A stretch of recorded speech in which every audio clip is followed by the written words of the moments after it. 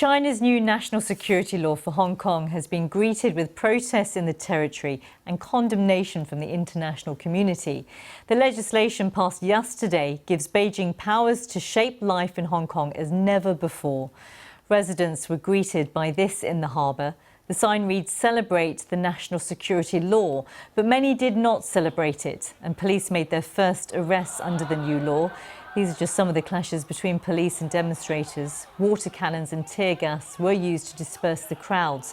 So far, there have been more than 350 arrests, 10 of them related to the new law, which targets secession, subversion and terrorism with punishments of up to life in prison. Well, here's an example of what constitutes an offence. Hong Kong police tweeting, 3 females were arrested respectively for showing materials with Hong Kong independence slogans in Causeway Bay, violating the national security law. Anyone who organises, plans, commits or participates in committing secession or undermining national unification shall be guilty of an offence. So that's 3 women arrested for holding banners with independence slogans, and that has scared pro-democracy campaigners like Bonnie Leung. It is very vague. So Hong Kong people can easily tread into these red lines accidentally with horrible, horrible consequences. The maximum penalty, as you said, is life imprisonment. So it's horrible for all of us. Well, Andy Chan is another pro-democracy campaigner who's previously called for Hong Kong independence. This is what he said earlier today. Well, you just asked me, do I support Hong Kong independence? You are almost asking me to be in jail for over 10 years because we are not able to say independence. Once I say that, I could be arrested. Well, today actually marks 23 years since Hong Kong was handed back to China. Ever since, people in the territory have enjoyed certain freedoms that do not exist in mainland China. The agreement is widely known as One Country, Two Systems and was supposed to last for 50 years. Well, under the deal, Hong Kong had to enact its own national security law, but that has never happened because of its unpopularity. Then last year, we saw these scenes. Over an extradition law, protests turned violent and turned into a broader anti-China and pro-democracy movement. China doesn't want to see that happen again, and so it stepped in. Well, supporters of the law argue it will only affect a small number of people and is essential to restoring stability in the territory. Here's Nixie Lam from a pro-Beijing political party. We need a law to get back to normal. We need a law to have a normal Hong Kong life back. What is happening, like before all this happens in Hong Kong, even though you're riding on MTR, you bump into someone, we'll say, oh my God, I'm sorry that I bumped into you. But we turn into this violent city since last June, and there's no way that we can stop this. But it's not just Hong Kong residents who could face harsh penalties. Article 38 of the law says it applies to offences committed outside of Hong Kong by non-residents, meaning if foreigners commit offences overseas, they can be prosecuted when entering Hong Kong. The US Secretary of State Mike Pompeo has described it as an affront to all nations.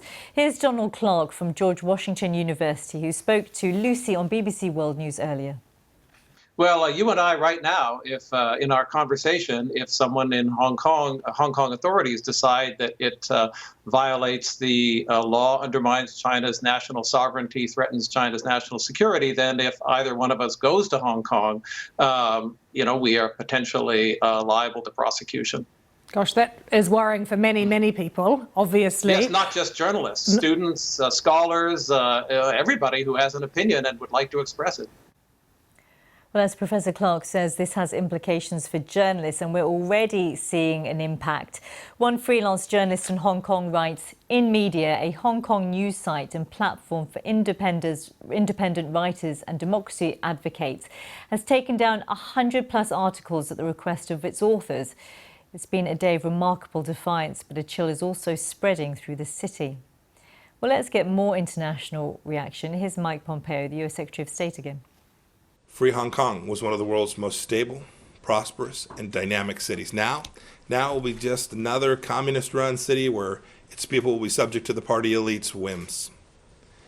It's sad. Indeed, this is already happening. Security forces are already rounding up Hong Kongers for daring to speak and think freely. The rule of law has been eviscerated, And as always, the Chinese Communist Party fears its own people more than anything else.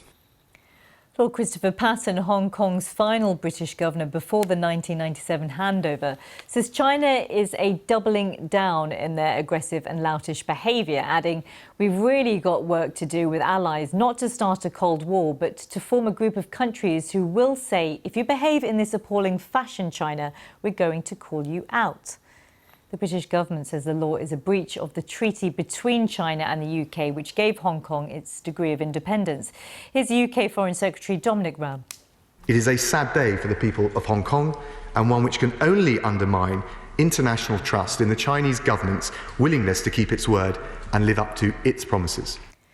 And the Prime Minister Boris Johnson has sent a strong message by allowing up to 3 million people in Hong Kong who have British national overseas status because they were born before the territory returned to China to live and work in the UK for longer.